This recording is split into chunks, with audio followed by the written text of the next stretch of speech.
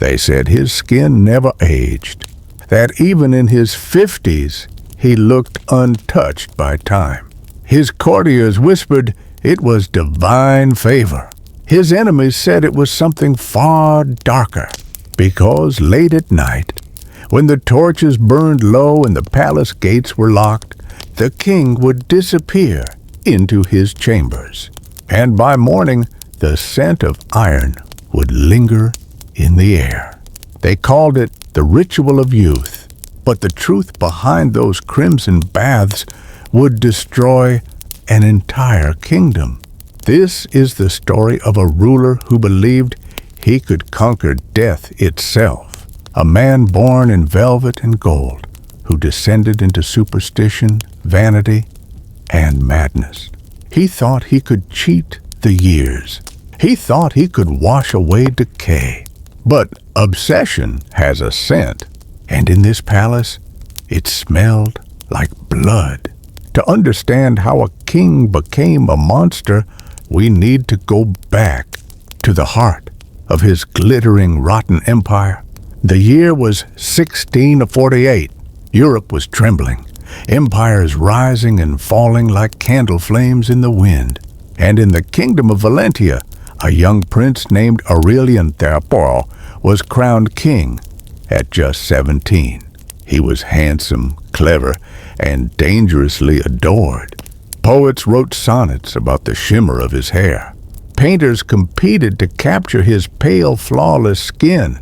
He was beauty carved into flesh, and he knew it. But in a world where kings were gods in human form, vanity wasn't just a sin. It was a duty.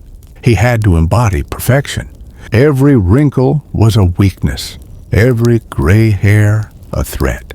By his 30s, Aurelian was already obsessed with preserving his youth.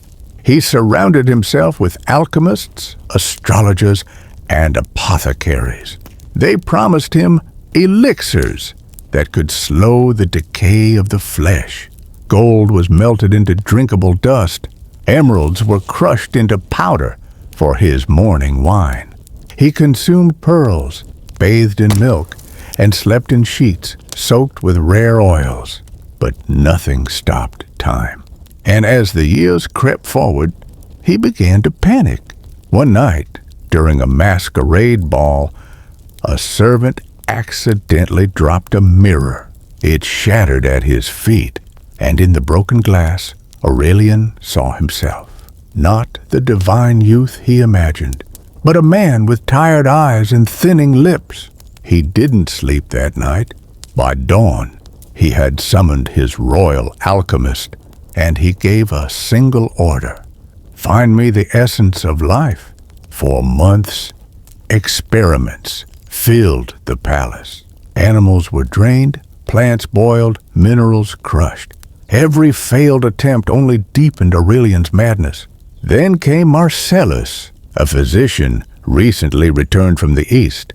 He whispered of an ancient secret, of rulers who believed that vitality could be absorbed, that the life of another could feed one's own. Aurelian was intrigued. At first, it was simple: a few drops of blood from condemned prisoners, mixed into his bath water for strength. Then, from servants, for purity.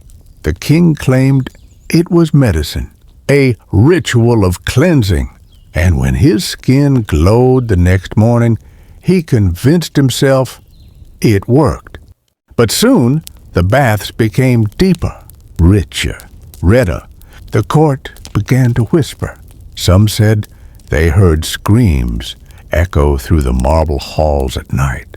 Others said the king's private attendants vanished one by one. Yet no one dared speak the truth aloud, because Aurelian's charm was still intact. By day, he smiled like a saint. By night, he locked his chamber doors, and the perfume of roses could not hide the scent beneath. But there was one person, the chronicler wrote, who saw the stains upon the marble, and was not afraid. Her name was Isolde, the king's former nurse.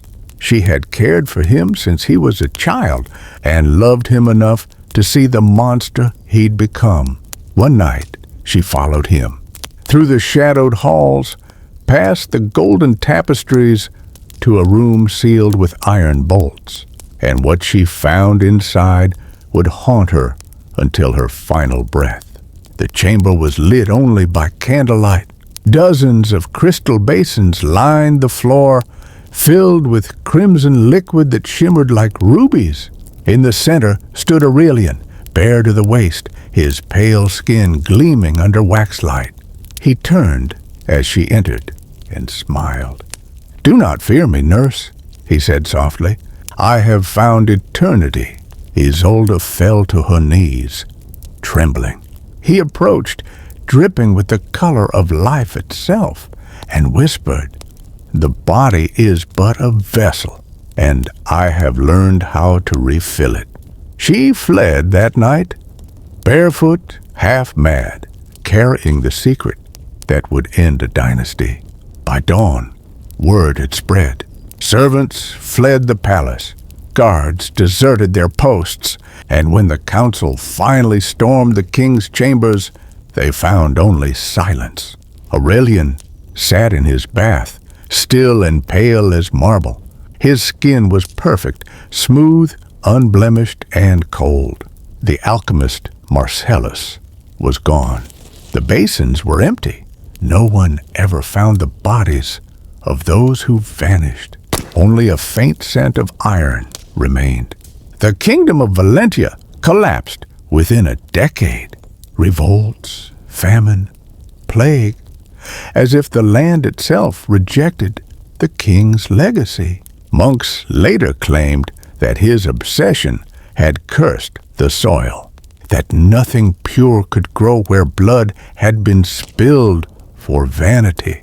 Centuries later, travelers spoke of the ruins of his palace, where at dusk the marble floors still shimmer red, and historians still argue, was Aurelian truly a monster or merely a man terrified of his own mortality? After all, what would you give to never grow old?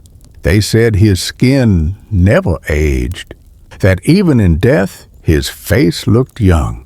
But perhaps that was the curse, to remain beautiful long after the soul had rotted away. Because history remembers his name not for his glory, but for his baths. And his legend still whispers through time, the king who bathed in blood to stay young. Subscribe for more stories history tried to bury.